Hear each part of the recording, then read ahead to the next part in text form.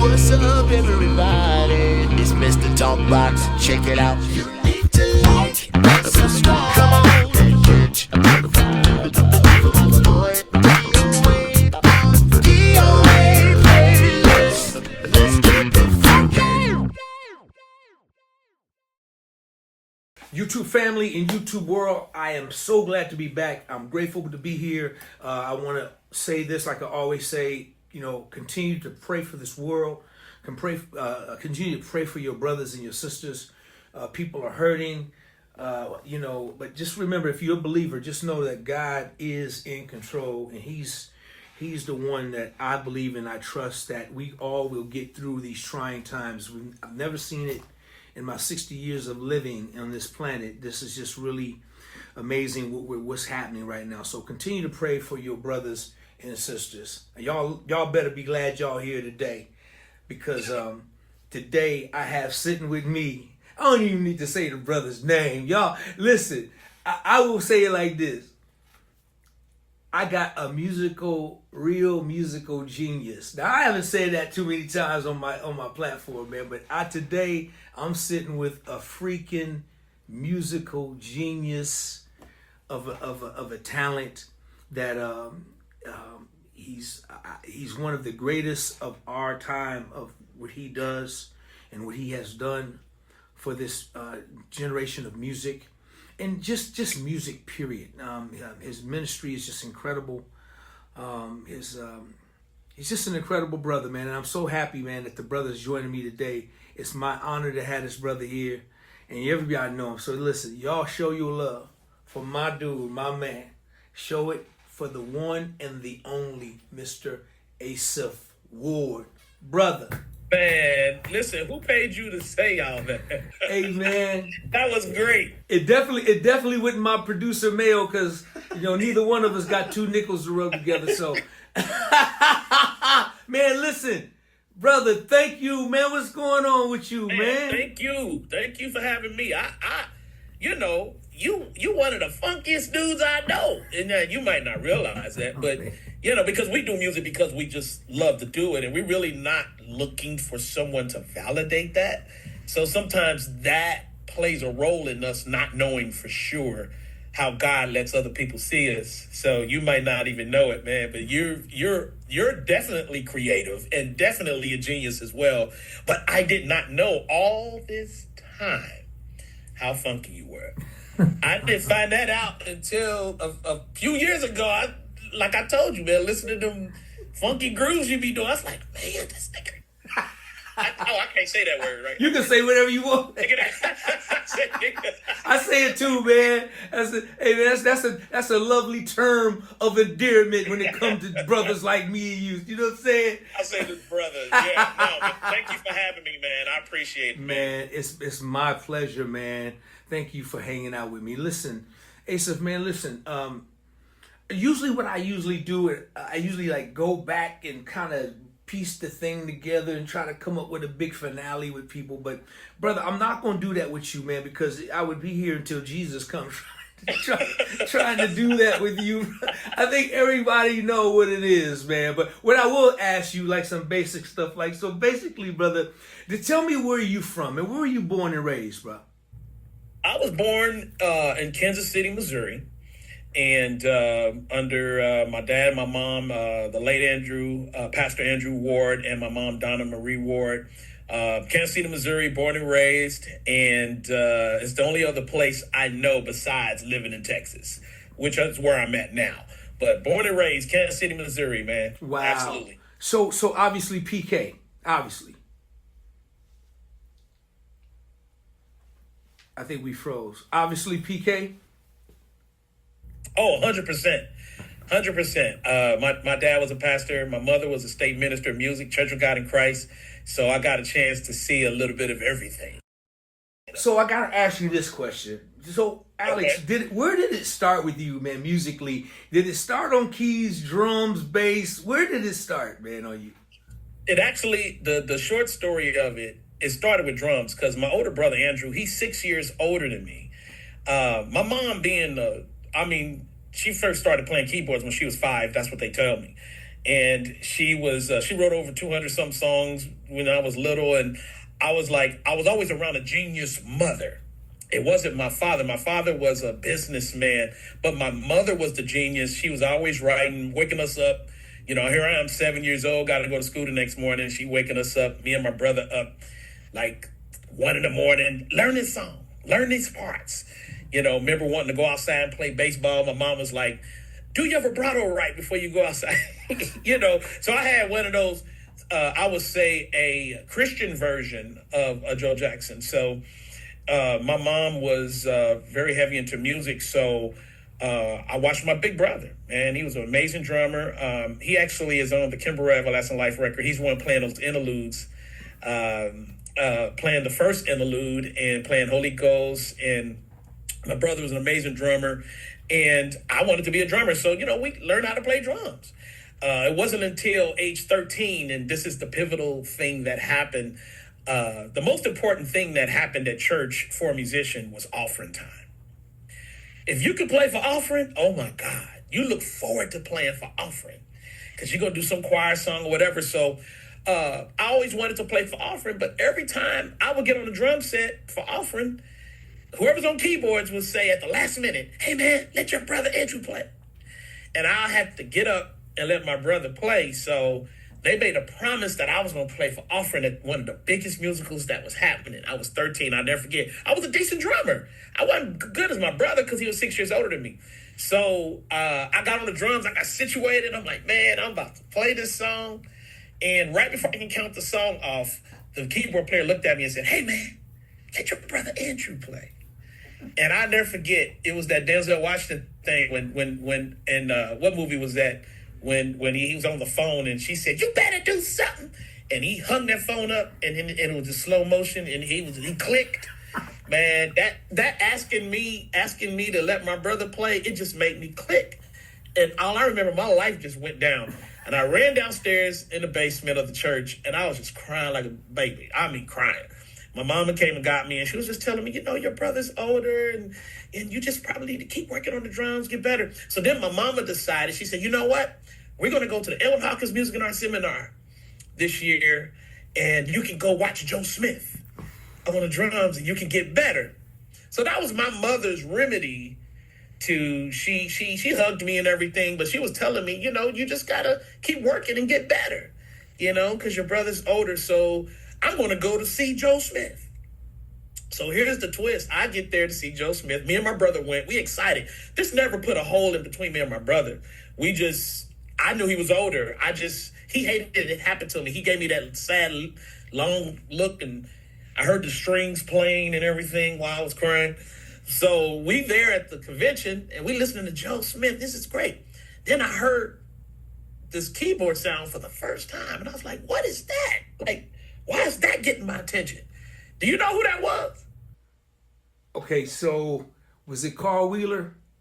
No, it wasn't. Okay, so who was it? It was Kevin Bond. Oh, man, okay, He was Kevin Bond. Oh, my 19 years gosh. old. Oh, my gosh, okay. So how old were you during this time first? He was like 13. You were 13? Yeah. Okay, Kevin Bond. was Oh, my older than goodness. me. He was like 19 or so, and he was the MD for the seminar. So here I am at age 13 watching Kevin Bond, Joe Smith on drums, Andrew Goucher on bass, Jonathan DeBose on guitar. And they were swapping out. It was a guy named Daryl Johnson from Houston, Texas on organ, and David Blakely, he would play every now and then. So it was like them guys, they would swap off on organ. But that's what me and my brother are watching. My brother and I are watching that crew play strangers' songs, and make something out of it. But I heard Kevin Bond playing, and I was like, man, what is that? Kevin knows this story. I was like, this is crazy. So I got interested in the piano. I'll never forget when he passed me up, I said, man, I love how you sound, And, I'm a little 13-year-old boy. I had some hair. I had an afro. So he kind of just messed my hair up and said, man, keep practicing, kid, And it was that. It was like him just saying something to me made me loved the piano. Then I heard 2 days later, Thomas Whitfield showed up. And he was on the piano. And he said, he played the Hold Me. And I heard his piano. I said, what is these chords? What is these passing chords? What is going on? I lived with the keyboard player, my mother. So I was like, keyboards never got my attention before. So after that convention was over, I went home. And this is the end of the story. I went downstairs to a horrible upright piano we had downstairs. And I opened it up. And I was like, man, what's this thing? And when I first put my hands on the keyboard, I played I know what it is now, but I played an F minor 9. And I said, what? It sounds great. So I took my hands off and I was like, man, that was crazy luck. And then I put my hands back on there and I played a D minor 9. My fingers were hitting minor 9 chords. It didn't matter. It was a different one each time. I said, why is my fingers doing that? And I said, Andrew. I called him downstairs. He's like, what? I said, look. I was just playing different minor 9 chords. He said, how you do that? I said, I don't know. You know? I said, I could just play. So at that point, I started hearing that chord in all kinds of music. Commission music, Clark System music, Richard Smallwood music, Hawkins music. I was Andre Crouch music. I was listening, and I would just learn where those minor 9 chords are. Then I all of a sudden could start playing the augmented chords that took me to the minor 9 chords. Then I just started in a week, I was able to mimic a song. Like if I hear it, I could play exactly what I heard chord-wise. You know, I wasn't virtuoso. I wasn't able to do scales, but whatever the chords were, then my brother was like, man, how you doing that? I was like, I could just play. So my mom came home, she heard me, she said, how do you learn that? You know, so I went through that discovery thing. Next thing you know, a month from then, I'm learning commission songs. I'm listening to Earl Wright, you know, playing songs, and Thomas Whitfield, the Clark Sisters, and Richard Smallwood. I'm learning everything. And now me and my brother playing for offering. Like now I'm the keyboard player for offering. Wow. So that's when I turned. I've always loved drums, and because I could hear the bass, I've always been able to hear the bass. That's what helped me learn chords. If I knew the bass line, I learned the system in my head. If I know what the bass line is, I know what the chord is. Oh, that's B flat. Oh, that's got to be a B flat. This. Oh, that's F. Oh, it's got to be this. Like I can just hear it if I can hear the bass line. So I always heard bass, even though I don't play bass. That's my favorite instrument. That's wow. Actually why anything you listen. Why is my phone keep? Oh, that's my alarm to make sure I don't miss you. Let me turn this thing off. Every time you listen to something I've done, you're going to always hear something a little special with the bass because I love the bass. So that's my love, man. But yeah, that's how I started, and I went for the keys. Next thing you know, I'm a keyboard player. Man, that's an amazing story, bro. That is absolutely amazing. So that was your calling from day one. Had to be. Yeah, and it was amazing. The next year I was 14. My mom had a chapter choir. We sung at the Edwin Hawkins Seminar. So my first time playing out in public was in front of Kevin Bond was on the front row, Edwin and Walter Hawkins, Tremaine Hawkins, some of the Winans was on the front row, Richard Smallwood was on the front row. They all was on the front row. The first time I played out in public at this thing, and Edwin Hawkins came and did a recording for my mom because she was a chapter rep. So, you know, he went and Kevin Bond played on that record, and he watched me play his song exactly the way he played it. I was 14. And then after that, we just started having fun. Cedric Thompson together. He was 17 when I was 14. He was on the organ. I was on piano.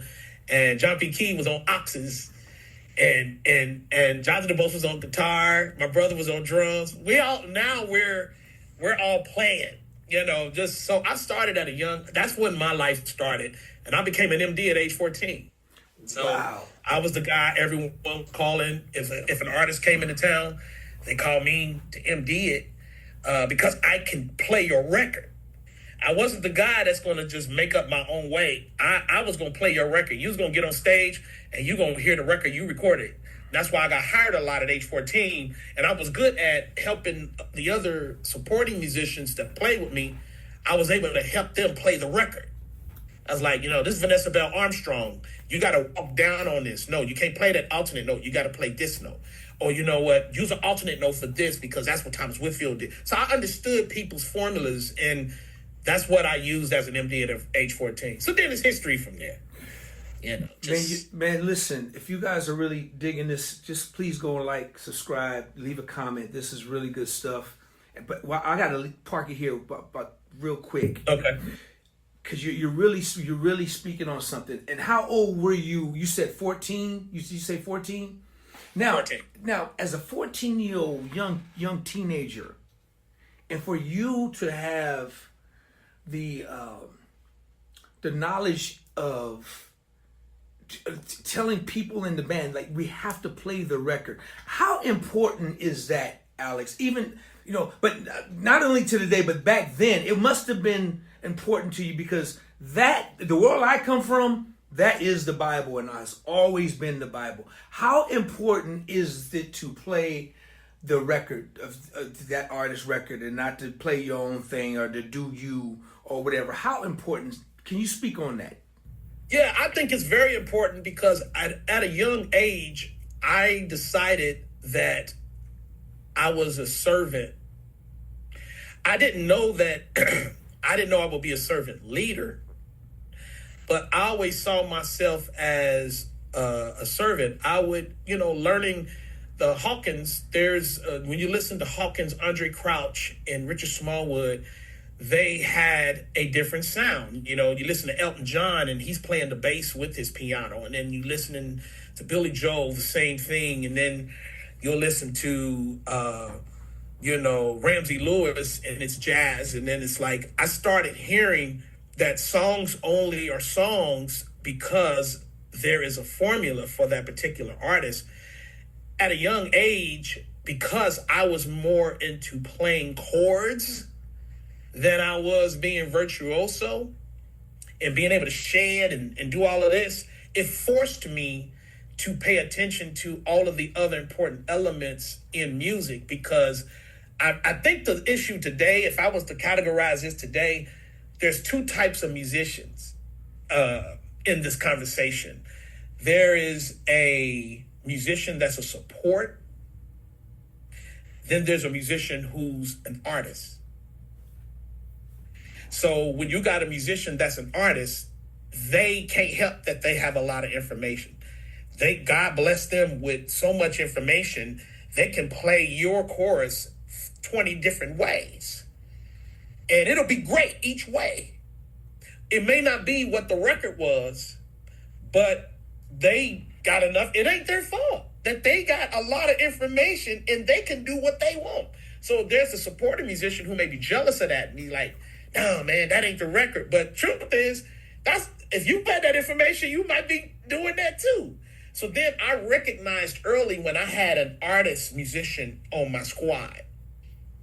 And then that doesn't mean that they can't play in a band. It just means that I need to be available to seeing how that can work in this. So it was just really important for recording artists to be on stage and not look back at us unless they're smiling.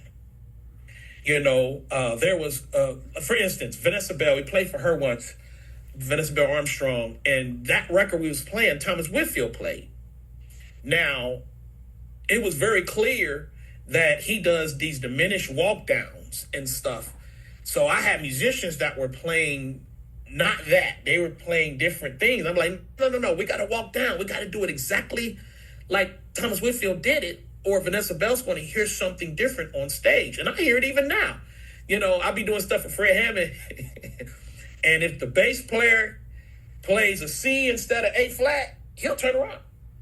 He knows he's a bass player. Amazing, So he knows when it's not right. He knows when a chord isn't right. Then Carvin Winans is on this tour that I'm MDing right now. And I was learning his stuff. I promise. I left out one note on a chord. I changed it up just a little bit. He looked at me. He's like, no, that's not. And I said, oh. And I had to rewind the tape. And I said, well, well, why did they do that back then? This is the chord. And when I played it, he said, yeah, that's the chord. So artists to this day, they love their music. And they know now that they got to do something different to spice it up. But for the most part, they want to hear the chords to their music. And I learned that at age 14. I think the Holy Spirit gave me that at age 14. Wow, to be so young and to really understand it, it took me a while. It took me till I was about maybe 18, 19 before I got it when I moved from Sacramento to LA and then got down and figured out what it really is, and to find out every song I learned it wrong. Listen here. That's actually funny.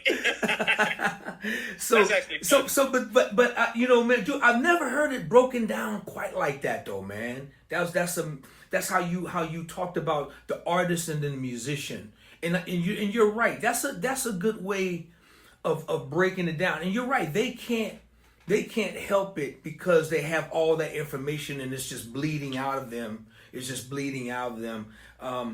Is just and just trying to sometimes to get them to play less, they don't know how. It's like, you know, they get bored. They get bored easy. They get bored real easy. Especially if you're an R&B player, man. Listen, you know, way worse with that. You know what I'm saying? So okay, so let's move on, man, because I want to get to what you're doing now on this tour. I want to talk about that, but before that, I gotta ask you this: When did you know you were and had the itch to wanting to produce records? That's what I was going to tell you. Once I had musicians complaining at me about my theories, why I got to play it this way, why does it got to be the way they want to, the way they did it, they wanted to, you know, my whole thing about playing the records and doing different things, I realized I had a respect for people's records. And I'm a processor, so I've always been acting more grown than my age. You know, I was always that. So by the time I turned 15, I said, you know, I care actually about everyone's instrument. I said that doesn't sound like a keyboard player that cares about everybody's instrument. And I'm not going to learn everybody's instrument. I was like, why is that? Then I realized, I was like, man, some of my most favorite music, I said, it's not just the musicians that's playing it. Who's the producers? So then when I started realizing David Foster and Quincy Jones were behind a lot of the music that I loved, I said, oh, I want to do that. I was like, you know, I understand what's going on with the bass, what's going on with the drums, what's going on with the keys, what's going on with the guitar, the horn section. I knew that stuff, and I said, I want to be the guy behind the curtain. I don't want to be out front. I discovered that at age 15. I made a decision that I wanted to be a producer. So by the time I was 16, I was kind of messing up people's demos. I was like, man, let me do this, you know, let me work on this, let me do that. You know, my mom, it took me back to my mom. When I was 8 years old, my mom had us in the studio stacking vocals. So because my mom was a vocal trainer, I kind of understood vocals a lot heavier than most people of my age. I was a vocal producer. I was vocally produced at age 8, stacking vocals with my mom and my brother's group. So I was like, okay, this is what producers do. I was like, I'm going to be a producer. I knew at age 16 I was going to be a producer. So by the time I graduated high school, I got a full ride opportunity to go to college, to where my older brother James, who's a bass player, he's on the same song with you guys. He played tuba. They call him Tuba Dude in college. He went to Florida A&M, and I went to go visit there. And this is a true story. I mean, we probably don't have time to talk about this, but I realized I got there and I didn't see no adult supervision. It was just young people walking around in the parties. And then I saw all them girls. I said, man. And because my brother was popular, that automatically made me popular. I was like, I'm not going to be no producer if I go to this school. I was like, it's too many distractions here. All these girls here. I mean, it was girls everywhere. This black college. I was like, I'm going to mess up. I'll never forget. I got emotional in the room saying, man, but I need to go to college. So I remember after realizing I didn't get nothing done when I went to go visit there. Wow. Me and a couple of my boys went to visit. So I came home and I told my parents, I said, Mom and Dad, I said, I know education is important. He's like, and I think it's important. I said, but I really want to be a record producer. I don't know if I go to this school, I don't think I'm going to become a record producer. Because I've seen people go to college, get the degree, and some end up in the field they got the degree for, and then most don't. And I was like, I can always go back to school, Mama, So I cried when I was talking to them. My dad said, well, son, we're disappointed that you don't want to go to college. Says, but you got to make a promise to us that you will be one of the top 10 gospel producers in the country. And if you promise to do that, we won't hold it against you for not going to school. This is literally what my parents told me. And because my dad, when I was born, on my record, you'll hear, I got a song called Asaph is Born. I kind of tell the story about how my dad, why he named me Asaph, because I helped bring my parents back together because Asaph was a gatherer. But the other point is when I came out and he held me, he said that he saw me over music. So he named me Asaph, like Asaph for the Bible. So my dad remembered him holding me. He says, he didn't want to get in the way of whatever that was. He said, but you got to promise us you're going to be you got to be in the top 10 now. He says, that's the only way we're going to be all right with you not going to school. And I promised him. And that was my goal. And I started my journey as a producer. I started messing up more demos. And and that's how my producer journey started. So. Well, let me be the one to say it, man. Not only did you become and still is one of the top gospel producers of our time, the top 10, dude, you've got to be somewhere in the top 3 to 5. Easy. Man, and I'm not just on your kneecaps, bro. I'm sure everybody that's listening to me, that's listening, just watching this, they feel the same way, man, dude. What a story, man. What a story. And I'm sure, you definitely made that promise, man. You upheld your end of the bargain, brother. And I'm telling you, man, that you're definitely one of the top producers, man, that in gospel music, man. And dude, and I'm very proud of you, man. For cats like y'all, man, I just like kicking back and just watching your gifts and your talents, man. But let me ask you this question. Okay. Was it always gospel for you, or did it ever go into secular world for you at any time? Oh no, I learned how to do it right when I was in secular. So you got to keep in mind, as my promise was to be one of the top gospel producers, that's because I was a church boy. Still is, and I know what my calling was to help the kingdom, but gospel music at that time, by the time I was 23, 24, nobody would allow me to do gospel. Every time I submitted one of my songs, they would say, oh, Asaph, man, we love this. This is great. But we're going to get such to do it. They always gave my music to someone else to do. So gospel wouldn't give me a chance. So the first people, of course, was the world. They gave me a shot. I had somebody, he came up, he's like, yo, man, come over here. So when I got over to the secular space, I was about 23, and I was shocked because it was just very professional over there.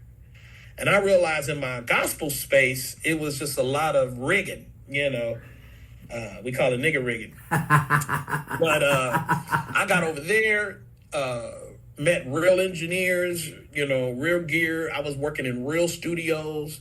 It's very ratchet back then. I was back in the Wu-Tang Clan days, the Onyx days. in studios where our sessions start at 4 p.m. and they roll in a cart of things, of goodies, by 2 p.m. Been in studio sessions, people getting high, people getting drunk before we start. I never liked that part.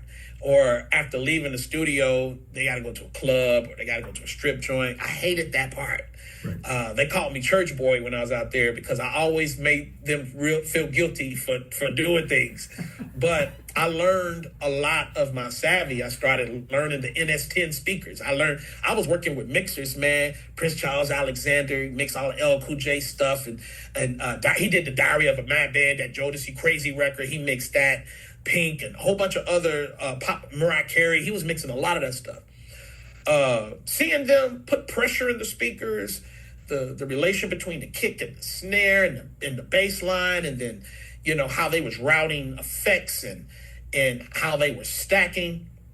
I remember Devontae one time, he told me he was mad at me because I only stacked 4 times on something, and he called me lazy. I was like, what you talking about lazy? He's like, nigga, you lazy. He's like, nigga, you need to do 6 or 8 times, no less than 6. And man, I remember we was working on the song, man. He had like 12 vocals per part.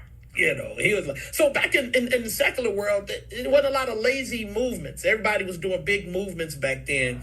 And then what ended up happening was when I started seeing things that I know I can't handle, because it's definitely out there. You're going to see it. I started realizing, man, this is bad. And I started hearing the Holy Spirit say, it's time for you to come home. It's time for you to come home. I didn't know that's what it was. I'm talking like I know that's the Holy Spirit. I didn't even know that's what that was. Right. I was just getting pulled back. I had learned so much. I learned the business. Right. I've been in meetings where 2 dudes were cussing each other out and ready to box in the meeting. And then when the meeting was over, they said, dinner at 8? Yep. See you. They fisted. I'm like, did y'all just y'all cussed each other out and fought over a negotiation? Now y'all going to dinner?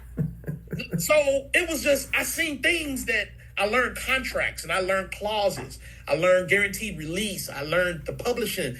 I learned all of the stuff that gospel wasn't teaching us. I learned all of that. And then I'm not going to say who these people were, because you can't get me to do it. It's all good. DOA. I won't do it. It was a very popular group, but my last group that I worked with, I thought I hit it, man, because I'm like, man, they pure. This is going to work, man. I don't have to worry about clubs and all this other stuff. And I got locked in the studio with everybody overnight. They, left us in the studio, locked us in there. So I got locked into a studio, and they came in the next morning, unlocked the doors, and then loved what I did, took me around for a tour, and then took me upstairs, took me up to this one room. It was a white padded room. It was 6 locks on there. They unlocked that. It was 2 producers in there sweating, working. They only had some water in there and a whole bunch of keyboards, drum machines, and everything. And then it was like, y'all good in there? Yeah, man, we good. We almost done. Really? All right, I'm proud of y'all. Y'all need some more water? No, we good. All right, make me proud. They closed the door and locked them back in there. It was 6 locks. I ain't gonna never forget. Then they put their arm around me and said, let me show you the rest of the place. I knew then. I had a little motto back then. I'll see something foreign, and I was like, that's gonna be me. That's gonna be me. I'm gonna be locked in this room. No, so I had made a decision once I got off that property, they would never see me again. And that was the last thing I did. And I came back, and then that artist was on Keenan Ivory Wayans' show that I was working on with them. And they came out, and he had just went platinum. I signed all my stuff over. God said, give it all up. I signed my stuff over. I gave my 10% of me managing the artist over. I think I gave it to Biggie Smalls' manager at the time. I forgot his name. I just gave everything up, and I cried watching that thing. Not like a baby, but the Denzel tear. I was just watching it, and I was like, man, Lord, we got to do something. And then a week later, that's what people don't know. I got a call from the person consulting a record deal with Kim Burrell. Her first record, her first album, right? The one I did. Is that the one on Tommy? Was that one Tommy Boy Gospel? Tommy Boy. Yeah. Tommy Boy. Yeah. On the Tommy Boy album, Fred Hammond was the consultant. He didn't know me. I knew him because he's Fred Hammond, but he didn't know me. Were you guys dealing with Max Siegel over there or Cooper? Yes, Max Siegel and Frank Cooper got yes. there. Yes. And but I didn't hear from them. You know, they had Fred call, and he's talking to me. This is going to crack you up. I had only met Kim because Kim and Dorinda Clark Cole both were guests at my mom's 1996 Church of God in Christ State Choir recording. So I met Kim Burrell that night that she sung, and then I showed her the studio that night and gave her some advice legally, because I was, you know, I'm come from secular. I knew the business. So, and we played in the studio that Everlasting Life song, that number 13 on her record. I came up with the boom boom dun dun dun, and I said, just sing something. And she was like, for God so loved the world. She was just making up something from scriptures.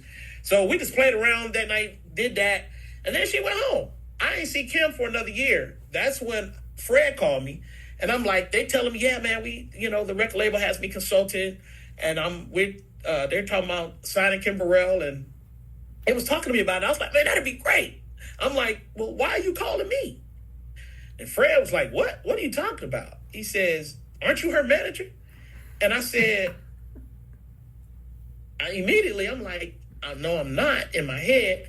I was like, what happened? He said, Kim said you're her manager. And so that's why I'm calling you, because we can't get nothing done just talking to her. And I was like, I'm her manager. So I started acting like her manager. and Love it. Me and Fred, we talk about this now, but I told him, so I helped get her out of her contract she was in before, because it was a contract she'd been trying to get out of. And I called Kim as soon as I hung up with Fred, and she just started laughing. She says, Asaph, I'm sorry. I didn't know nobody else that I could trust. Wow. So I told them you was my manager. So that's how it started with Kim. I started handling her business with her. And then I had an opportunity. I told you gospel didn't trust me. They didn't let me do nothing. So now I get an opportunity to submit 2 songs on Kim's album. I'm like, I cut 10 songs, DOA. I cut 10 songs. I'm like, I did the club rule. If I ask 10 females for their number, at least 1 or 2 of them gonna give me their number. So I did 10 songs. Y'all gonna choose 1 or 2 of these songs out of these 10. And I never forget Max and Frank Cooper coming down to hear the music to pick my 2 songs, because they had other producers lined up. And that's going to do songs too. And they was listening to the music. Now, here's the conversations me and Kim are hearing while we listening to their music. We're doing this like we excited. What y'all think? They're whispering and stuff. Like, he's like, what is this? Like, have you heard this before? Like, no. It's like, how do you market this? Oh, come on, man. This is what I want to get to. Come on now. It's like, does anybody done this before? Is there something like this? Like, no, it's not. This is what we're hearing, and then they'll go back to listening, and it was like, I mean, how do we get radioed? They're asking all these questions, right? And I'm like this, man, they ain't gonna like none of these. They talking like they done never heard nothing like this before. Now, as far as me and Kim go, we're not thinking like that. We're just thinking, man, look what God did, But they were like, so finally, after they heard all 10, I said, so which 2 y'all, I'm marketing. I'm like, hey, okay, so which 2 y'all want? I'm not about to let y'all say no to none of them, Yeah, listen, which 2 are y'all doing? And me and Kim was waiting, and then they said, hey, man, we don't even know what this is. He says, finish all 10 of these. That's how I ended up doing the whole album. Man, let me jump in. Let me jump in, bro, because you picking the lock on everything that I'm thinking already, bro. You picking all the locks. Listen,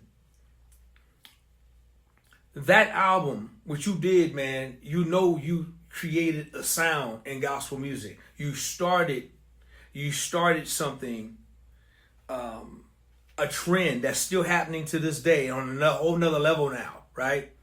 Of this thing with that project, man. It was super musical. You took an artist that just one of the baddest voices ever. You know, just the baddest voices ever.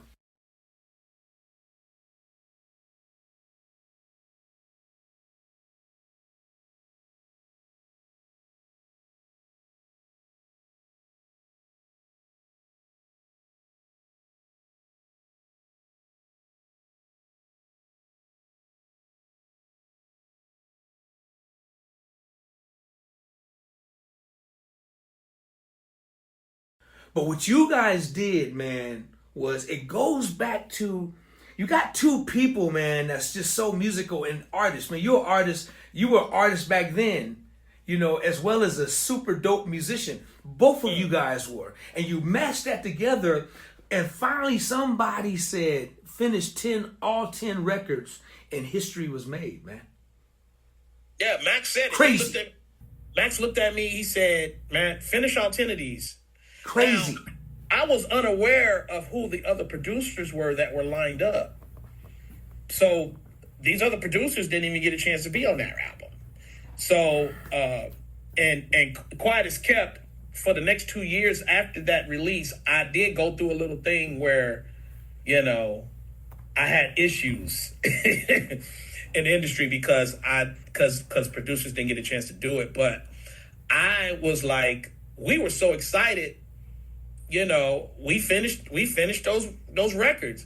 And the crazy thing is, DOA, the crazy thing is what I did to prepare to even do those 10 songs that I demoed. Because these are songs she wrote, songs I wrote, songs we just put together. For 2 weeks, I didn't even record anything. I sat at the piano with her. I let her play the piano and tell me stuff about her childhood and stuff. And those 2 weeks were the most important 2 weeks because I found out that a B flat 7 chord for her, she likes singing the G instead of singing the F. And then she'll, instead of an augmented, she'll sing the 7. And then there was alternate chords. We could be in E flat and then she'll sing in C minor. And it was like, I learned all of these different formulas that she does when she's standing up. That's why she's so phenomenal. She's a keyboard. She know no matter what the key is, she can go sing in any other scale or keys she want. I learned those formulas just listening to her play. That's how she ended up playing on Holy Ghost. Because she was showing me Holy Ghost, and it didn't matter how I played it. It just wasn't right. Now, I had a rule. Put the artist in their best light. As a record producer, I got delivered from I have to do everything. I got delivered from that early on in secular. So by the time I got over this, I'm just like, man, this ain't right. I said, Kim, you're gonna have to play piano on this. She's like, what? I'm like, yeah. So that's how she playing piano on Holy Ghost.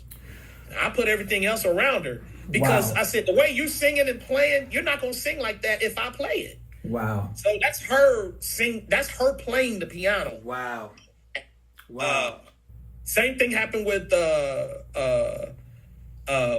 Found the Lord. I found him.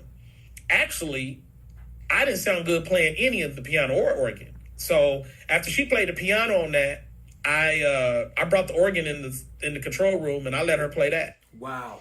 If you go back to I found him, that's Kim playing piano and organ. Wow. Man, you're blowing my mind, man, and it's good. I'm just glad to hear this. I came up from doing quartet music, so quartet music, you know, it was a whole different world. You know, we played a drive, and everything was pretty simple. So, you know, and then grew up listening to Commission all my life, right? Oh yeah. But when I heard that Kim Burrell record, I said it was way above and beyond my thought process. But it was so amazing, man. It was so incredible. It was so musically, dude. What you guys did, man. You guys established you guys set a whole nother trend in gospel music, man, to where it was just like incredible. I mean, first of all, her vocal was just her vocals was crazy, and I was like, man, who produced this? It's kind of like when I first heard Chucky Booker's records, right? And, yeah. And I'm like, man, okay, wait a minute, who? That's how we felt. Now, that's how we felt when we first heard Chucky Booker. We didn't know what was going on. Exactly. We didn't know what was going on. We actually didn't. And I was like, what is going on? It didn't make sense to us. So Hey, yeah, hey, brother, hey, Asaph, I was the same way when I first heard. I was like, who? And I found out it was one dude. I said, oh wait a minute, man, it can't. There's no way possible. So, but when I found out that you produced these records, I was like, man, who is this? This is crazy, dude. That project, man, it was just incredible, man, because it set a musical trend in gospel music, man. It really did, man. And that you guys made history with that. And for those, dude, I'm surprised they said just finish all songs. I was thinking you was gonna say, we want these two, but for them to come back and say, which I knew you did the record, right? So I'm like, okay, they had to take this whole album, being as confused as they were listening to playback of I've been in that room several times, right? Yeah. So I know what that energy was like. I know what it was like. But for them to say, just finish the whole record, basically they said, listen, we don't know what this is, but we gonna get out the way and let you do your thing. And that was they were a new label at the time, which was even more dangerous because this was like, they had signed Kim Burrell. You can't be experimenting. Yeah, Exactly. You Tommy Boy Gospel, they giving you some money, and they had decent budgets, man, because they were coming off the secular thing. Because I know, because we had Sarah Vaughan Davenport at the time. Yes, Sarah Vaughan and Tone and Kim Burrell was the first three artists that Cooper and Siegel signed over there. And so, man, when I heard that record, I was like, I was blown away. And now you telling me this story, bro. I get it now. It makes all the sense of the world, man. And I thank God for that, man, because that's one of my most favorite records. Probably one of my most favorite records ever. That's definitely gospel for sure. But dude, it was just so cold. I was like, okay, this is here to stay. This ain't going nowhere. This ain't going nowhere. Whatever it is, it's not going nowhere because it sounds too amazing. And it was a new day, man. It was a new season. It was a new time. It was time for something different. And I think the world was ready for that, man. So what you guys did, bro, I take my hat off to you, man. It's a major part of that history. Unbelievable story, man. I love it. I love the story. Then I think I met you. We met a couple of years later, I think, man, a year or so later, or something like that. We did after that because that was the first record I got trusted to do. And then after it came out, and, God has a way of doing things, and that's when I first started learning my first lesson with trusting God, because I already had it in my head that gospel don't trust me and they're not going to give me a shot. It was that one record, man, it's like, decades, so many more records later, that record opened up all the doors for all the other albums. Not only that, Asaph, not only that, just for music, gospel music, period, man. You set a trend. Everybody was trying to, you made it okay for it to be super musical and crazy and all of that now. And especially like live now. It's like, dude, it's your fault, man. It's your fault. Jay Moss told me that one day. He said, man, it's your fault. No, actually, what's funny is, if you listen to her Try Me Again album, that's the first record when Chris Dave and Luke Austin and all of them played on it. It was like, she's a musical person. So I knew it had to be musical. But my producer, that 14-year-old version of myself that knows that there is a record that needs to be played, I'm like, well, what is that? I said, that means music has to complement her musicality. And that's when I decided to start seeing names of people I would use. I knew Jonathan and Joe Smith had to come on this because even though they were OGs, even then, it was like I knew they would understand what I was actually trying to do. And Doobie was young, too.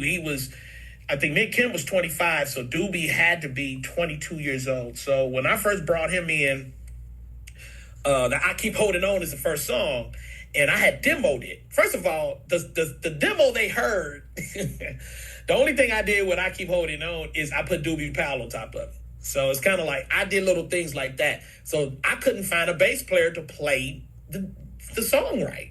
at the time. So I just kept my synth bass. Somebody suggested, man, why don't you just keep your bass? So that's why my bass is on that song. I would, if I could do that song over, I would have a live. I would have put another bass player on it. Wow. But everybody that I brought in on that project, that's when I learned that all things work together. You know, I started hearing people. I used to doubt myself. I would listen to it because how it affected everybody. I didn't see why it was affecting everybody. Because in my mind, this was with me and Kim. This is just kind of what we did. And I was like, when I had people come to me and say, man, those strings on this song or that flute on this part. And I said, wait a minute, I didn't use a flute on this part. And then I was like, strings? I don't even have strings on this song. I was like, what are they talking about? Then I heard it again. I didn't know it was the Holy Spirit. I didn't know. I heard, I'm going to let people hear what I want them to hear. I stopped worrying about what I do. I said, well, God, if you're going to let people hear what you want them to hear, it doesn't matter what I do. I just do me. You know, so I've always been that guy. That's why I've never been jealous. I've never been I got to be like this person. I got to try this like this person. I've never been that because I'm like, God always, for making that choice to come back and give God my all, it's like he blessed me in a way to where when I do stuff, man, God lets people hear it the way he wants them to hear it. I stopped telling people, you know, I just say, man, God bless you. Thank you, you know. Right. Because I don't know what God let everybody hear. Right, Everybody's saying the same thing. And I'm just like, God, what did you let people hear? Can you let me hear it the way you letting people hear it? But it didn't work out that way. So obedience is just important, man. I just started being obedient and just do the ideas, you know, let God breathe on it. That's all I did, man. Man, side note real quick, and I hope he watched this. If he ain't, I'm gonna tell him make sure he watched this whole thing, watch this part. My little brother Eric Pick Funk Smith called me one day. This is years ago. Eric Smith! He called me years ago, man. He said, big bro, he said, man. I said, what you doing, man? He said, bro, getting ready trying to do this record or do this project with Asaph Ward, man. He said, D, man, I don't even belong in the room, man. Man, that is so...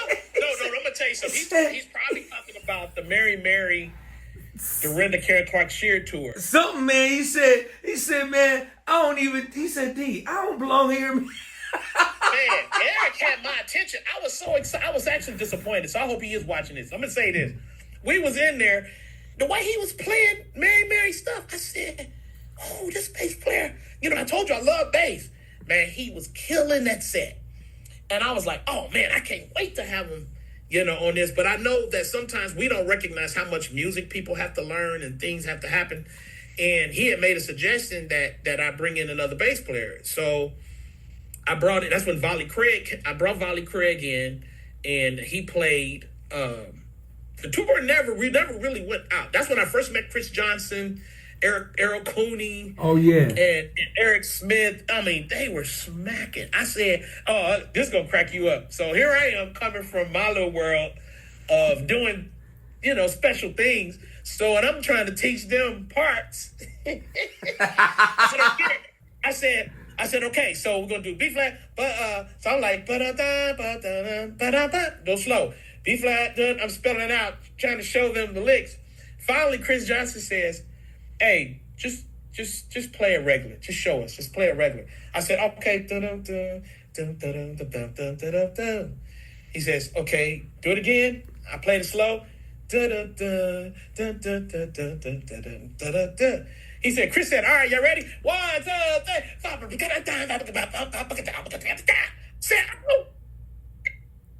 Man, I lost my mind. Chris Johnson, he said, yeah, man, we just kind of got to hear how it goes and we can play it. Oh, I lost my mind. I said, oh, no, I am about to lose my mind. Chris hasn't left my life since then. Chris he on my record. But Chris Johnson and Earl Cooney and Eric Smith and them, man, they was blazing this stuff so much. I was like, this is really ridiculous. So we all came up close, and I took Chris and Earl Cooney played my Dorinda second album.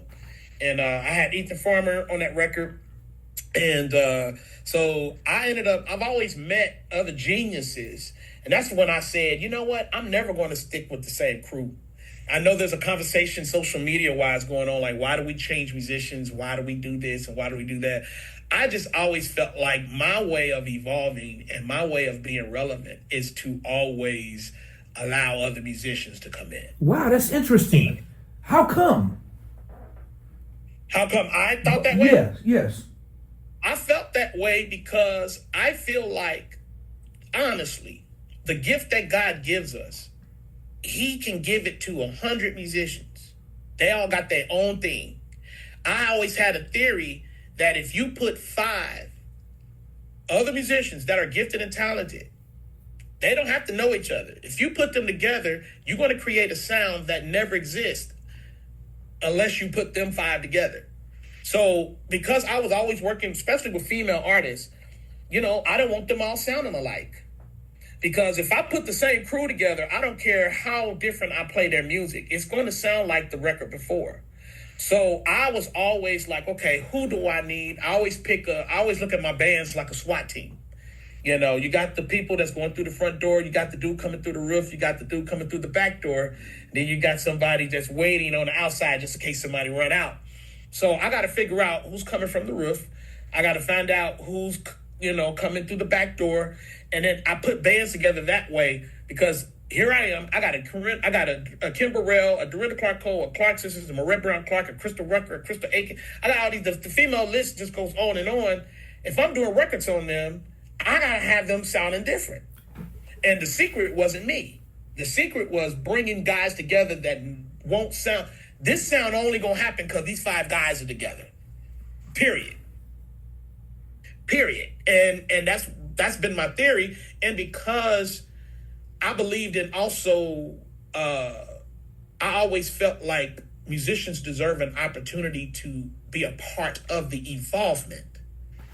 I feel like we're not giving bass players, drummers. Now, I could pick my drummer, and I'll ask the drummer, who haven't you not played with that you really want to play with?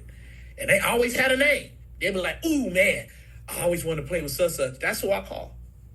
Same thing as a keyboard player. Man, who would you want to play bass on or something? Man, I always wanted to work with such. I'm going to call that person.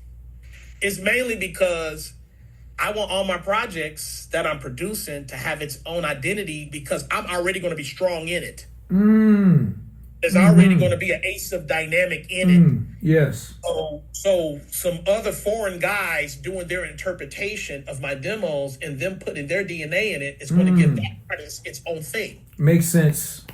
And that's why I did it that way. And I'm grateful I did it because it kept me relevant and kept me going. I believed in the crew. I don't think nothing's wrong with a crew. But if I want to do something different and take an artist somewhere else and they're looking for an evolvement, makes sense. I got to bring other musicians together. Makes all the sense in the world, man. You said it. If you had the same crew playing for all these female artists, it's gonna eventually sound the same. And so basically, you're looking for different chemistries because you're gonna get different chemistries from everybody from interchanging these bands. And that chemistry is going to evolve into something different for that artist and versus it makes I've never heard it put like that, man, but it makes all the sense in the world. It makes good sense, man. I could ask you another question about that, but I'm gonna ask it off the air, okay? Okay. I'm not gonna because I want to pick your brain. Dude, I hope everybody please go subscribe to the page because this dude right now is educating me. I'm learning. Listen, man, I know you got to go. Asaph, talk a little bit about your record right now. You got a brand new, beautiful record out right now. Speak on your new record, man. Tell people about it and how they can get it and the whole nine. Perfect. Well, first of all, I'm going to say I'm super excited about it because it's something that I felt like I was supposed to do a long time ago, but I've learned a long time ago to quit punishing myself for being disobedient and just start being obedient. So once I decided that it was time for me to do it, I came up on 30 years of music production. And I was like, man, I want to celebrate 30 years. I don't want to do a party. I don't want to do a post. I don't want to ask everybody to be a blessing to me and send me something from GoFundMe or something just to celebrate 30 years. And I don't need a cake. I said, you know what? I am still relevant in my brain. I'm still creative. I have ideas. I have songs that people said no to. I was like, let me just put my own record out. I've never done something for myself. I've always done it for someone else. Never did my own project. First project, said I'm gonna do this record called Psalms of Asaph, and because my dad, it was thematically made based on my dad saying that I was going to be a chief musician. You know, the day I was born, he felt that way. So I just wanted to tell stories. It's called Concept Stories and Songs. I wanted to tell some stories, educate a little bit people, some stuff about me that they may not know, put music around it, do concepts like the bass player song. I got that bass player song.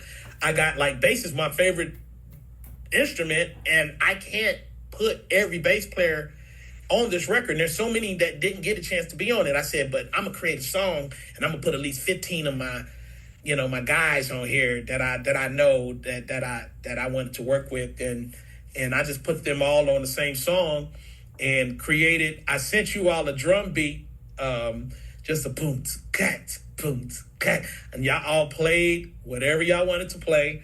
Send it back to me, and then I put music around it. You know, based on, you know, what I can hear. It's other interpretations that can happen, and it's crazy that nobody's solo section sounds alike. So I thought that was really special. So thanks for participating on that. I got concepts. I got 7 guitar players show up at a service, and Jonathan DeBose hijacks it, and it turns into a guitar testimony service, and they all play their favorite congregational songs. And so I got concepts, and I got some songs. I got vocalists, you know, different musicians, drummers. The thing about this record is I did not bring no keyboard players on this record. I'm playing everything. The only thing I'm not playing on this album is on the guitar testimony song. I got Kevin Powell playing B3 behind my service because I'm sitting down in the service, thinking from the imagination. I'm not on an instrument, so I got Kevin Powell to play organ on that. Besides that, I'm playing everything, 27 tracks, and it's legit at my store exclusively because 2 points here. It's eventually going to go to streaming, but I did it to celebrate still being alive, man, and having a gift and celebrating 30 years. I wanted to celebrate. Now, this, you don't have time for this conversation, but I learned a while ago that my friends and my family and loved ones and my peers are not the consumers. So I released the record for people who really, you know, want to support me. You know, and it's at my asaphward.com. You go to asaphward.com. It's at a very legit store. It's a legit release. You get to download it. If you download it from your computer, you can put it in your Apple Music app, and you can play it on your phone like you would anything on Apple Music. I got a real digital booklet for it with the credits of everybody that did anything on the record, with thank yous and stuff like that. So that comes along with it. 27 tracks, man. And it's just a celebration project. Eventually, I'm going to go to DSP. I'm going to go ahead and do streaming, but it's too desensitizing over there. I be seeing people pull up somebody's album. Oh man, your album out. They'll go to your record. They'll listen to 40 seconds of it. Then they'll turn it off, go to somebody else's record. Do this. It's very desensitizing because since they paying that monthly subscription, they don't believe that they don't realize that it's hard to support someone when the investment is not in them. The investment is in Apple, it's into Spotify. The money being spent is into these other places, so they desensitize the music that they're listening to. I wanted my 30-year celebration record to be listened to, so I made it exclusive for people who really want to hear it.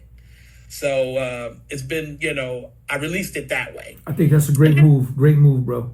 Smart. Yeah. And then it's like, it all depends about conversion too. You know, some people care about the fact that everybody is saying that they got it, they listen to it. That might be from streaming point of view. Man, I got 100,000 streams. Yo, I done made $9. You know, so there's that.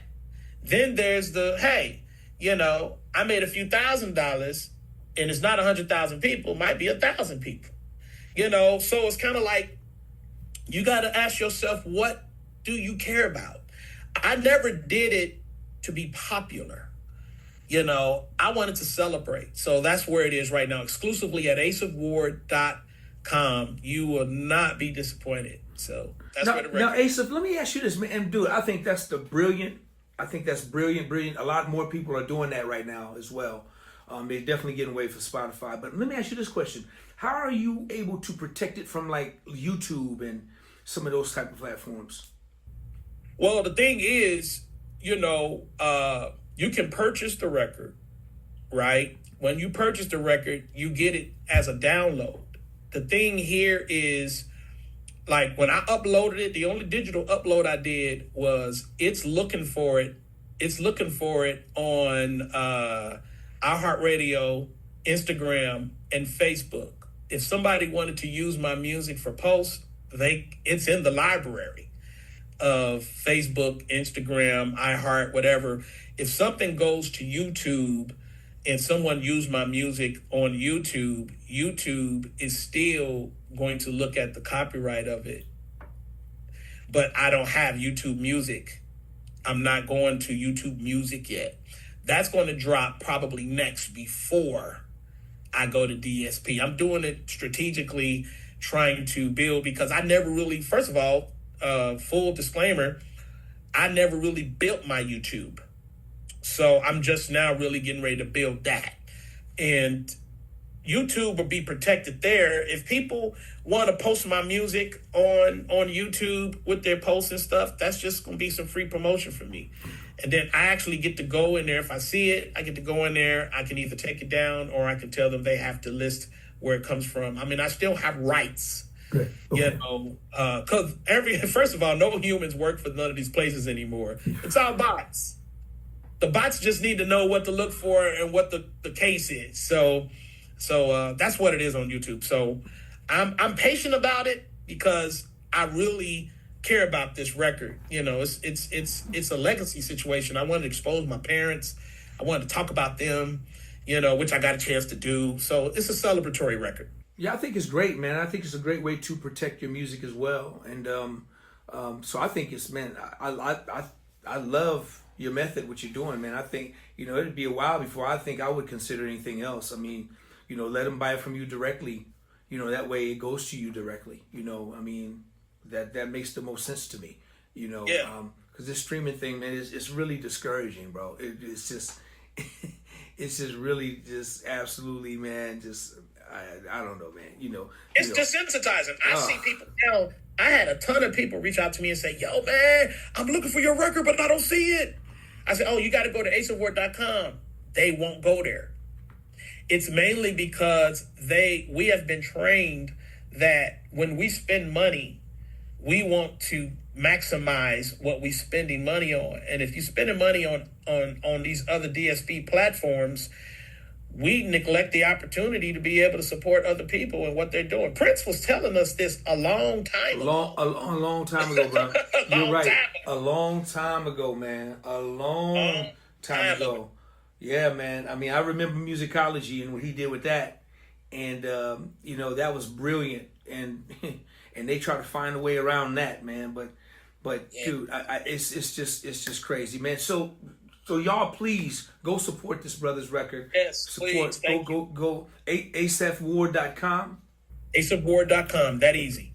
Go check the project out. It's an amazing body of work. And man, thank you for inviting me to be on.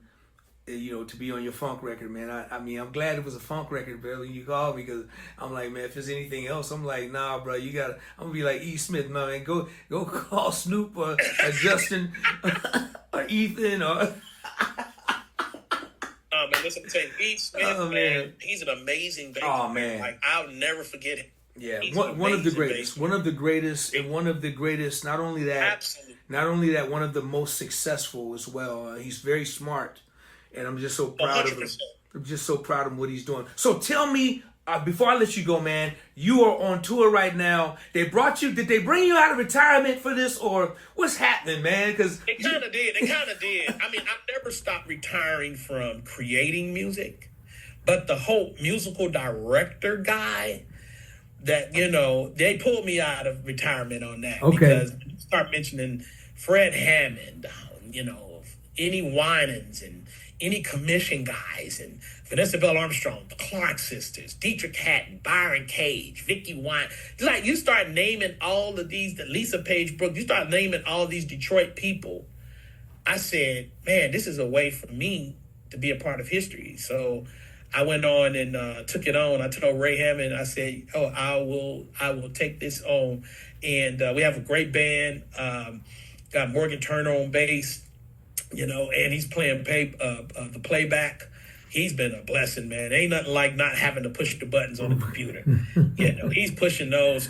And then we got a guitar player named Jeremy Venable. He's amazing.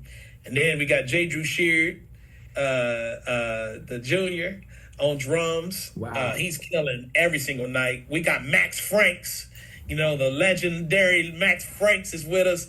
Hey, man, making us crack up every day. I'm goofy already, and I thought I was enough. But, you add Max to it, it's great. But all the guys been loving on him and enjoying him. And he's got a testimony, too, man. He's had over 16 surgeries. Man, please tell Max I said what's up. Make sure you give him my number, man. It's been years. Let him know. I definitely Please will, man. tell him I said what's heart up. surgeries, man. It's crazy. Wow, man. Yeah. You have to talk to him, but he's on Oregon. He's blazing. Man. And then on Maine's got Stephen Bruton, man. He's one of our newer guys. He's not a new guy, but he's a newer guy. He's a genius. And listen to what he does. He doesn't really sit down to a piano to learn a set. He actually can learn it listening to it in the car. And when he comes to rehearsal, he plays it like he sat down and learned it. He's like a savant like that. He's a genius. He's on the tour, so every night he's just killing it. Wow. So it's been we got a DJ Shakim's on the 1-2s. So it's an interesting piece, man, of going on. But yeah, we're in Detroit, actually, where this whole tour is originating from. So we're going to be at the Fox Theater tonight, and I'm the musical director for it. And it's so much music, just bam, bam, bam, bam, bam, bam, bam, bam, bam. Not a lot of talking, just bam, bam, bam, bam, bam, bam. A lot of music. So. Wow, man, that's awesome. Now, did it start in Detroit, or where did it start?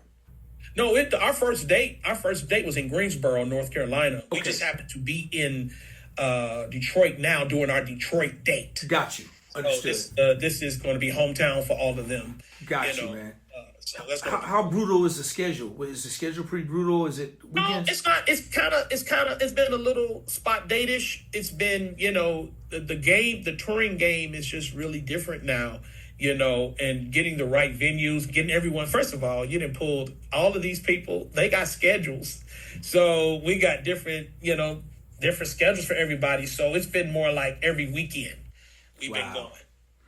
Wow, man. Well, listen, man, I think you guys I'm not sure if you guys are coming to Cali, right? You guys doing Cali or no? I think that there's a second leg of it. Okay. So I think that's going to be happening. We're in Detroit tomorrow, we in Indianapolis Saturday, and then we in St. Louis Sunday. And then so we're not there's no West Coast date yet. Okay, got you. Okay. All right. Well, man, listen, man, if you guys come to Cali, you probably would be like the Bay Area or LA, probably one of them. But let me know, man, so because if I can, I would definitely love to come out. You already know to, Fred's going to make sure. Yeah, he man. Gonna make sure. He love you too. Definitely, man. Yeah, man. Dude, listen, man. Brother, I appreciate you so much. Dude, I'm telling you, man, I was in school today, man. You had me in school today, man. So I'm going to be calling you, bro. I'm going to be picking your brain, man. Come on. That's what we got to do, man. I'm going to be honest with you. I'm going to be calling you, little bro. I feel like we are not talking enough as creatives. That's why in 2021, I was coaching people, I was counseling and stuff.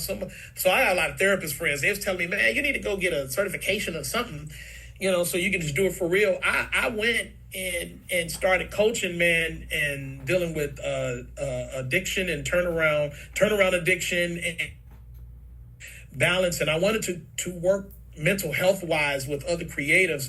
So I went and got my certification so I can help talk to people, because we don't have nobody to talk to. We just told to go play. Get up there and play.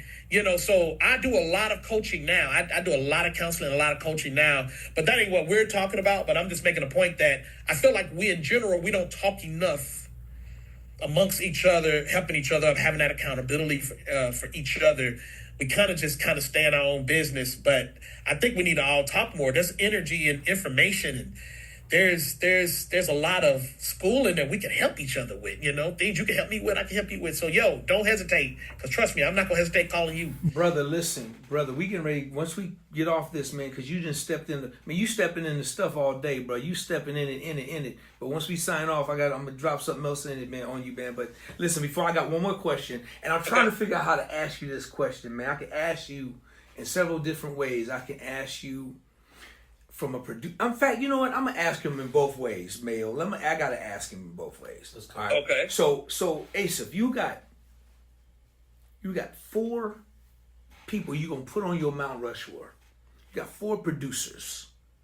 What 4 producers, secular, gospel, whatever you want, that you're gonna put on your Mount Rushmore?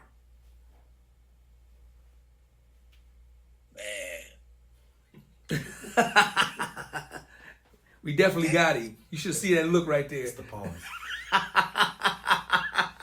The pause that got The him. pause and the look got him. Let me tell you why that's such a pause. Because I believe there are multiple kinds of producers. Sometimes people be complaining, this ain't no producer, he just do beats. Well, there's a such thing as a producer that creates music. That's what they do. Then this got this vocal producer. All he does is vocals. He's not a producer. Well, he's a vocal producer. I've never really had too many producers on my radar from being what I would call a complete producer. I've only always had just, I got to figure out who those other 2 are. I have to tell you later, but I do know Quincy Jones and David Foster were my 2. Interesting. There are 2 on there mainly because they did not have to be, they specialized in dealing with the beginning and the end of a project, and I didn't get a chance to really meet Quincy Jones. I mean, I worked with David Foster. That story was crazy. But I never got a chance to work with Quincy Jones. But those are the 2 that I saw that dealt with all of it. Even when they didn't know how to do something, they brought somebody in that knew how to do it. See, producing for me is about making decisions. It's not really so much about what you physically do with your hands. So I'm about who makes great decisions. So I only have those 2. Interesting. We're gonna leave it right there. That's interesting, man. I never once again, man, that's the first time anybody's ever answered the question this way.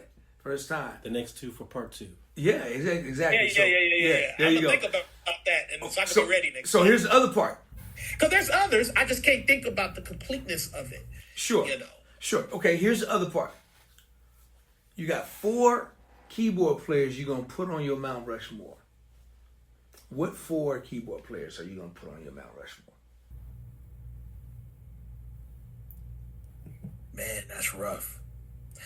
I can tell you, let me tell you, I'm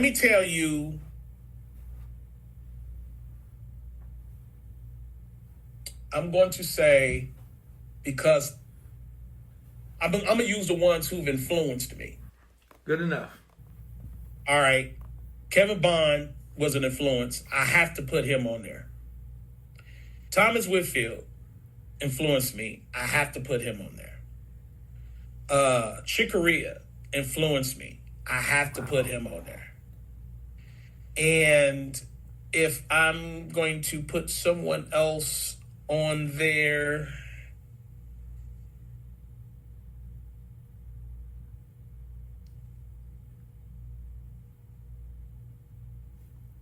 I'm going to say Joe Sample.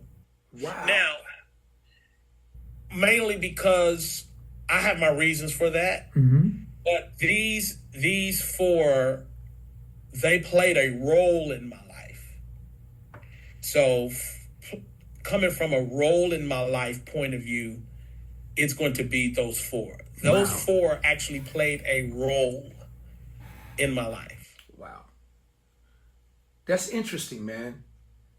And all 4 keyboard players are so different. Every one is completely They different. played all of those 4 played a huge role in my life. Coming up. Like role in my life. And I mean, I used to show up at churches playing Chicoria tunes as in a selection. You know, and of course I told you the Kevin Bond story. And, right. And of course Thomas Whitfield. Oh my goodness, yes. Come on, just, man. His passenger Yes.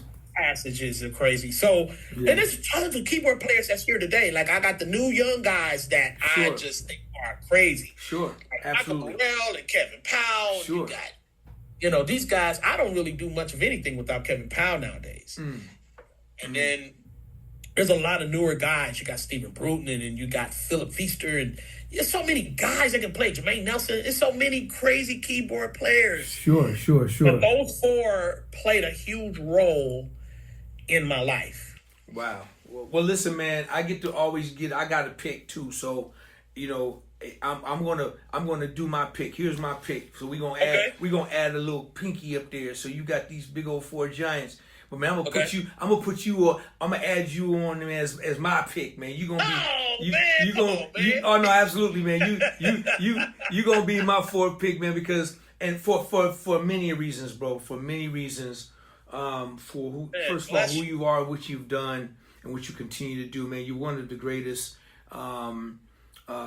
You know, Fred and Raymond, they knew what they were doing, and I know you guys are so locked in, but they knew who to call to MD this to put this tour together. They said we gotta call this season right here. We gotta get this season right here, and they knew what they were doing, man. But I just got so much respect for you, just career wise, man, production wise. If anybody really want to know, don't understand who I'm talking to, do me a favor. Go find his Wikipedia, Google this man, go follow him. He shares in fact, go buy his album because his album shares a lot of that on the album. Like you said, you want to get personal with him. 30 years of stuff, 27 records, 27 tracks.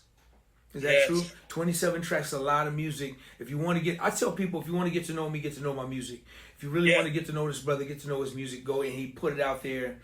Celebrating his 30th career, which is, man, that's admirable by itself, man. I'm glad you did that body of work. And I love the fact you said, listen, D, I didn't do this to go viral. I didn't do this to do woo, woo, woo. I put this body of work, and it's maybe not for today. It's probably for long after I'm gone. It's probably for, you know, and that's what we got to understand, man. You gotta do these things. Put that music in the atmosphere. Don't hold it in. Give it a chance to live, because we never know what's going to happen between now and the next 30, 40 years. You just never know, you know. So, man, listen, bro, I really thank you, man, for hanging out with me. Asaph, I know you're busy and I know your schedule, man, but I really thank you, man, for hanging out with me, man. It was an honor having you on. Let people know how they can reach you, how they can contact you on your social medias. Oh, they can reach out to me, Asaph A. Ward, or at Asaph A. Ward. Is Instagram, Facebook. Of course, I'm the only Asaph Ward you're going to see. Well, actually, my son Junior, but you'll see Junior by his name. I don't even know what my Facebook is. What is it Asaph Alexander Ward? It might be that. Look up Asaph. It ain't too many of me out there. But I do know my Instagram is that. My TikTok is Asaph A. Ward 1. And I just got started on that. So that's how they can find me. Cool. Well, listen, man, I'm gonna let you go, man. Y'all play tonight. Your first show tonight, or the show's tonight, or what? Or it's tomorrow. Tomorrow. Okay, cool. Well, man, let everybody know I said what's up. I definitely will, man. But I can't thank you enough for hanging out with me, man. You've once again, man, you're iconic, man, to be your age and you're still young, man. You're iconic, and you've done so much that you have. God has blessed you with, man, and it's still not over, but like you said, there's so much more to go, man. So, man, I continue God's blessing on your life, man, and keep being great, man. Keep being that musical genius, man. You know, don't call me for none of them gospel records, man, ever. I'm telling you that now, publicly. I can't help you, bro. I actually don't believe that. I can't help you, man. I can't do nothing for you, man. I don't believe it. I'm gonna keep it buck. I'm gonna keep it a buck, man. Don't call me for none of that stuff. Hey, man. I don't believe that. Big bro. I don't believe that. I actually don't believe that. I know I'm good at putting people in their best it's like. I just know that there is the exact. I know exactly what to have you on. Okay, all right. Well, okay, that's good. That's good. Just don't have me on none of that Chick Korea stuff you be doing, man. All this stuff. Man, I ain't did that in a long time. Man, you been watching clips, man. Everybody doing it now. That's what I'm saying. That's what I'm saying. That's what you, brother. That's what you started. Everybody to now you. Man. No, I just want to groove now. Man, there you go, man. I think because when you get a little older, you just want to just groove, man, like some old dudes. Just play a groove. Don't make it move. Like, call me for that all day. I'm with you, Doc. Hey, listen, y'all do me a favor. Continue to pray for this world, this country. Always, pray for your brothers and sisters. Just know that if you believe in God, just know He is in control, and He is the one that's going to. Do I have to do this 5 times before I go? Let's do it. Okay, I got some help though. I got my brother. He's gonna help, and we ain't even gonna practice. Let's go. So, Asaph, watch me, okay? Because when I say hit it, I just want you to hit it. Watch this. Let's go. All right, you got some on it? Got some on it. Let's Okay, go. watch this. Watch this. Just follow me. I'll show you how to deal with this. Y'all, please go and like and subscribe to the page. That's one. Please go and like and subscribe to the page. Please go and like and subscribe to the page. Please go and like and subscribe to the page. Watch this. Asaph, hit it for me one time. Go, please like and subscribe to this incredible man's page. Yeah. Whoa! Hey man, listen. Tell Fred and them you off the tour. Me and you just going out, bro. Right? We gonna book some dates. Just me and you. Tell Fred. We had to. Tell him, man, you go. We gonna. No, ain't no rehearsal, bro. Nah, absolutely. No need. No need. Hey man, I pray to God one day we can get together, man. We can play together, man. That's real talk. No, man. absolutely. That would be Absolutely. dope, man. It's a small world, and the truth of the matter is, obedience is important. Being able to hear God is important, and understanding where real people are, where your supporters are, and understanding that God does need us to need each other, man. So this is the beginning of something. So yes, man, Asaph, man. I really appreciate you, man. I got a tremendous amount of love and respect for you, brother, and your gift and what you do and your contribution to the world. Ain't that crazy, man? That little kid now has got a big musical contribution to the world, man. That's going to live forever, man. God is amazing, bro. God is amazing. I appreciate it. God is amazing. Look, y'all show your love for my dear brother here, this musical genius, none other than the one and the only, none like him, y'all, none like him, Mr. Asaph Ward. Asaph, thank you, sir. Thank you for having me, brother. Right on, Love man. you too, Love man. you too, man. Love you too. All right. Blessings. DOA playlist. Let's get the funk on.